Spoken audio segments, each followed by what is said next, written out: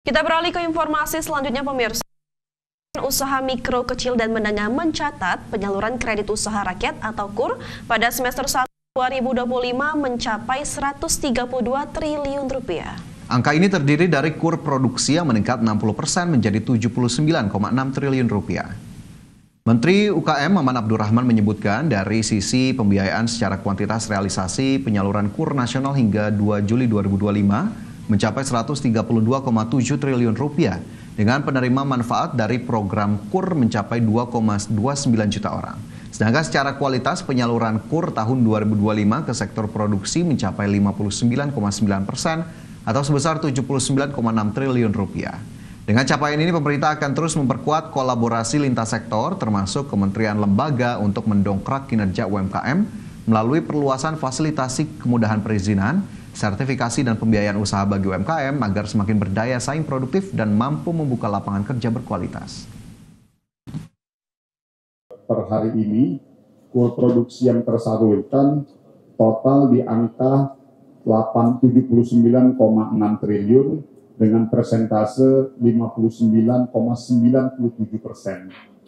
Artinya kurang 0,003 lagi secara persentase, dan ini bagi kami yang selama ini di angka 56-57% dan kita sudah Ya, pemirsa dan juga Fajar, ya, terkait KUR ini berarti memang KUR ini semakin meluas ya untuk UMKM di Indonesia, dan tapi tentunya tantangannya adalah agar kedepannya tuh pengawasan dan juga pendampingan terhadap UMKM itu sendiri makin diperketat ya, tidak hanya memberikan pinjaman, karena ada beberapa kejadian oknum yang memanfaatkan KUR ini lalu membuat bisnis fiktif begitu ya, agar bisa mendapatkan pinjaman KUR ini begitu. Ya, jika memang benar-benar itu adalah pelaku UMKM begitu ya, pendampingan tidak hanya berupa penyaluran kredit, tapi juga kalau bisa sebisa mungkin untuk kemudian mengembangkan usahanya begitu ya dari kredit yang telah didapatkan, agar kemudian juga pihak penyalur KUR ini cukup berhasil lah dalam kemudian mengawal UMKM dari posisi sebelumnya ke posisi yang lebih tinggi. Jadi UMKM juga bisa naik kelas begitu ya dari perolehan KUR yang didapat. Selanjutnya pemirsa, kinerja industri manufaktur Indonesia tercatat kembali melemah. Hasil survei Bank Indonesia terpantau, Pro Manufacturing Index Indonesia sebesar 50,89% atau tidak sekuat kuartal 1 yang sebesar 51,67%. Pro Manufacturing Index Bank Indonesia mencatat kinerja industri pengolahan berada di level 50,89% pada kuartal 2 2025.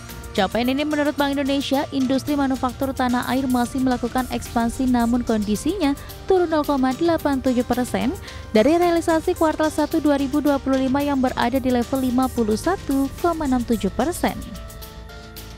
Meski BI menyebut manufaktur tanah air ekspansi, komponen belanja bahan baku atau kecepatan penerimaan barang input 78,75%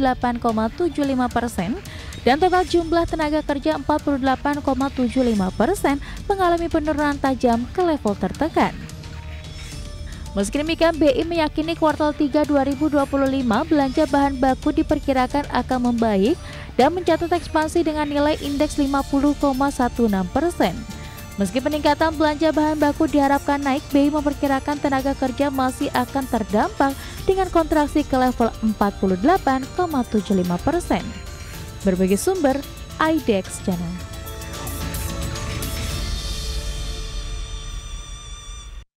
Kembali bersama kami pemirsa di Prime Market Highlights.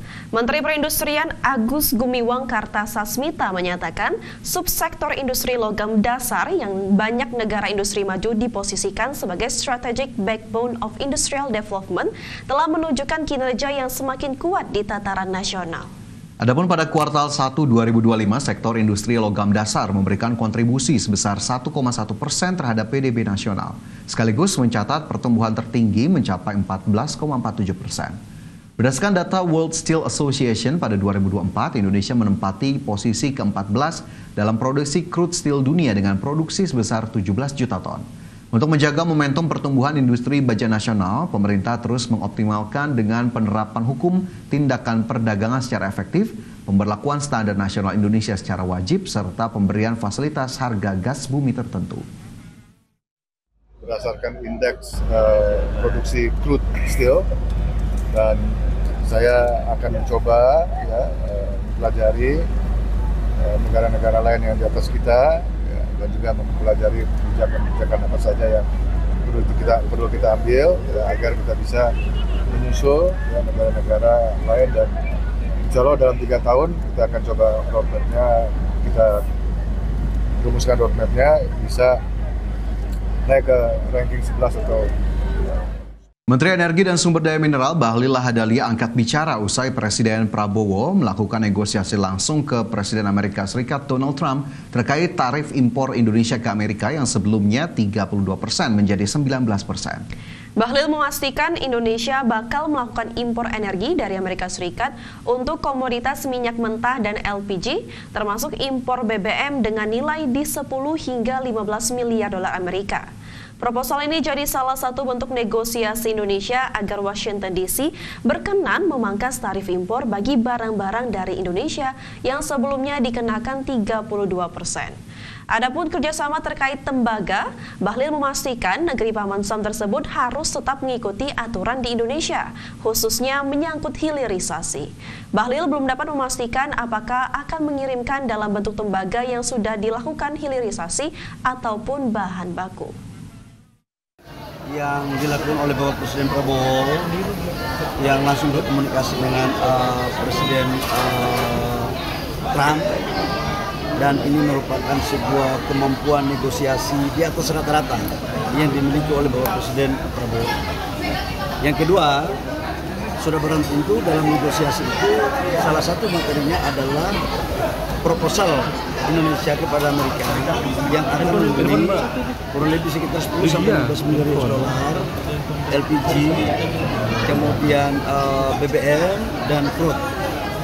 Nah, dengan proses deal negosiasi ini, maka kami dari SDM sudah harus melakukan langkah-langkah dalam rangka menindaklanjuti dengan khususnya Pertamina. Ya, kalau kita berbicara tadi soal impor yang akan dilakukan Indonesia begitu ya, ini menjadi bagian kesepakatan antara Amerika Serikat dan Indonesia usai Trump menetapkan tarif 19% untuk Indonesia, dan tentunya penetapan tarif resiprokal ini ternyata belum berhenti sampai di sini ya, Vin, masih terus menjadi pembicaraan bahkan menuai kritik dan juga kontroversi. Tapi kita harapkan nanti yang kemudian akan dilakukan negosiasi antara Trump dan juga Presiden Prabowo nanti di September atau Oktober mendatang akan mendatangkan hasil yang lebih positif lagi, terutama untuk produk-produk Indonesia. Iya, benar sekali, Fajar. Dan juga ada sebuah, jangan sampai ya, dengan kita mengimpor banyak dari Amerika Serikat dan juga mempermudah TKDN, jadinya melemahkan kita tergantungan ya terhadap impor ya. Apalagi Indonesia kan ingin swasembada energi ya, jangan sampai saja kita sampai ketergantungan untuk impor ya, begitu ya. Baik, kita beralih ke informasi lainnya, pemirsa. Menteri Perindustrian targetkan Indonesia masuk 10 besar produsen crude steel dunia. Dan informasinya akan kami hadirkan untuk Anda usai jeda.